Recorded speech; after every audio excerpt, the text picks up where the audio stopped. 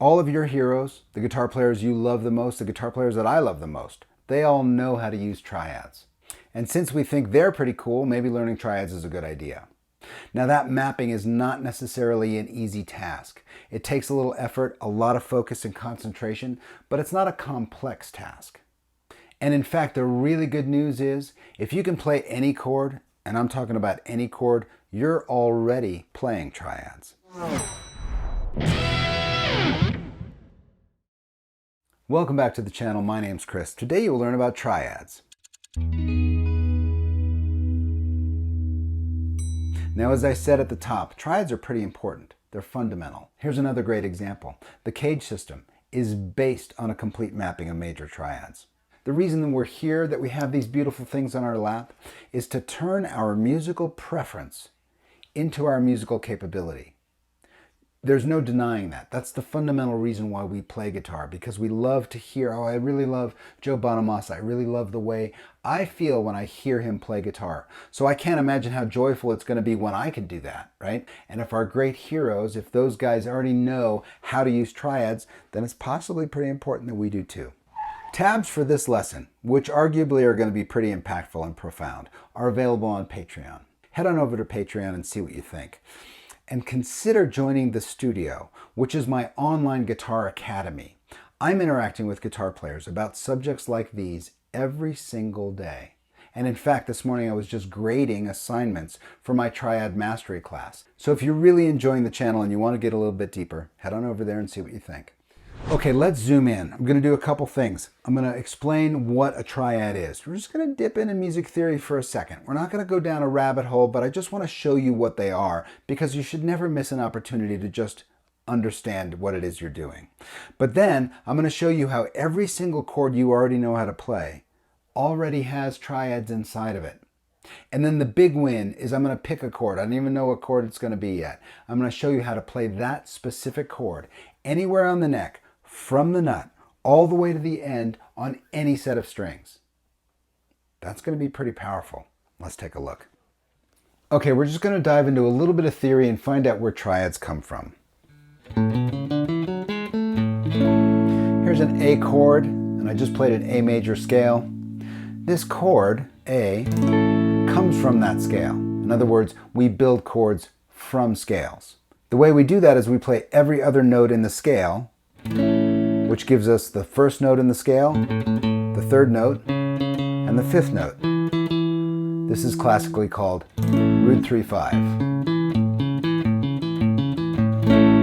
Now, let's just prove this out. These notes are A, that's the root of the scale. The third note in the scale is a C sharp, and the fifth note in the scale is an E. Here are the notes in an A major bar chord. A, E, A, C sharp, E, A. As you can see, even though we're playing 6 strings, this chord is only 3 notes. This chord is a triad, and that's how you build triads. The root, the 3, and the 5 of a major scale builds you a major triad. Now there's a rabbit hole there. How do you get minor triads? How do you get a diminished triad? All that kind of stuff is wrapped up inside this theory, and that's something that we can tackle in a different video. Let's take another couple of chords. Here's one. Here's a G. Let's throw in a D and a C. Right? This G chord is going to do the same thing here. Check this out. G, B, D, G, D, G. Just G's, B's, and D's. This is a triad. Even though we're playing 6 strings, there are only 3 notes in this chord. We're repeating some voices here, but this is just a triad. Here's that D chord. Now we're playing 4 notes. D, A, D, and F sharp. D, F sharp, and A. So even though we're playing 4 strings, we're only playing 3 notes. This chord is a triad. How about that C chord? Now we're playing 5 strings. You know what's going to happen here. C, E, G, C, and E. Just C's, E's, and G's. Again, we're playing 5 strings, but we're only playing 3 notes. This chord is a triad. Okay, so what we're seeing here is that all the chords we already know at least have triads inside them, right? Or are built up of triads. So let's take this C chord and really dig in here. Triads are 3 notes, right? And they lay out in sets of 3 strings on the guitar extremely beautifully. Okay, so let's just take a look at this C chord and find out what's going on here. These top 3 notes, right? I'm just going to take this set of 3 strings. I'm just going to play these 3 notes. That's a G, that's a C, and that's an E. So we've got our 3 notes. This is a triad. If I take this top note, take it down an octave, and just keep the rest of the notes the same, this is a triad as well. So we've got this, that's a full C chord, that's a full C chord. Now if I do the same thing, take this note, down an octave, I've got this chord on this set of strings. That's a C chord as well. Take this top note again, down an octave, and I've got a C chord here. So I just took this C chord and I split it up into sets of strings. And I found out that I can play a C chord, a full C chord here on these strings, here on these strings, right? Here on these 3 strings, and here on these 3 strings. That's 4 C chords, right? That's a lot of C chords. When I only maybe just knew 1. Well, I actually know this one too. Here's another C chord. It's a bar chord, right? I'm playing 5 strings here if I really can get my bar together. This C chord does the same thing. So check this out. C, G, C, E, and G. C's, E's, and G's again, right? Same thing's going to happen. I'm going to take this set of 3 strings. I'm going to just play a C chord on the top. This is just the top of this shape. That's a full C chord. Take this note down an octave. That's a full C chord on this set of strings. Take this note down an octave. That's a full C chord on this set of strings. Same thing, this note down an octave. That's a full C chord. So we've got a C here, a C here, a C here, and a C here. We've got 8 different C chords. We're not even to the 12th fret yet. You probably already know this C chord. C bar chord, 8th fret.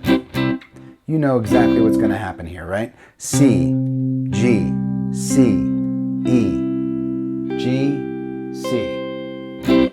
Just a triad. If we split it up into these sets of strings, just the top 3 notes, that's a C chord. Next 3 notes, that's a C chord. That's a C chord. And then I've got to push this one out. That's a C chord as well. So, now we've just about got to the 12th fret. Look at all the different C chords we know.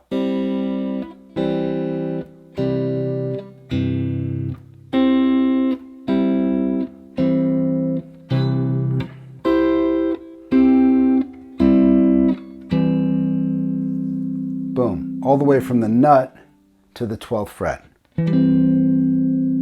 Now it just starts repeating over again. That's where we started from. So here's C, same shapes we got before by the nut. Then it happens again. And if I can get my fat fingers here. So I just played C chords from here all the way to here on every set of 3 strings. That should blow the fretboard wide open for you. This is the key to freedom, right? If I see a C chord or if I need a C chord, I now have complete command over the entire fretboard.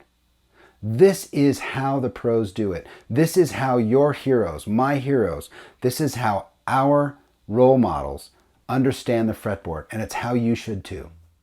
All right, there it is. Arguably a pretty important thing to know. Triads, right? I don't think I could overstate how important they are. Every guitar player you want to emulate already knows them, right? The life you have before triads is something like, well, B flat minor. I don't know. I don't think I know a B flat minor. Do you have a chord diagram for that? To a life after triads that looks like this. Oh yeah, B flat minor. I can play it anywhere on the neck. That's a pretty powerful knowledge set. Gotta agree. Okay, head on over to Patreon if you want to grab the tabs for this lesson. Like I said, these ones are going to be pretty impactful. And then consider joining the studio while you're there. Having a great time teaching guitar players how to become masters of this instrument through understanding it and applying that knowledge directly to the fretboard. I hope you've enjoyed this video. I hope you found it useful. I'll see you next time. All systems are go. So then, what do you do then? Then you go. Okay, here we go. Let's go. Hey, how's it going? It's true.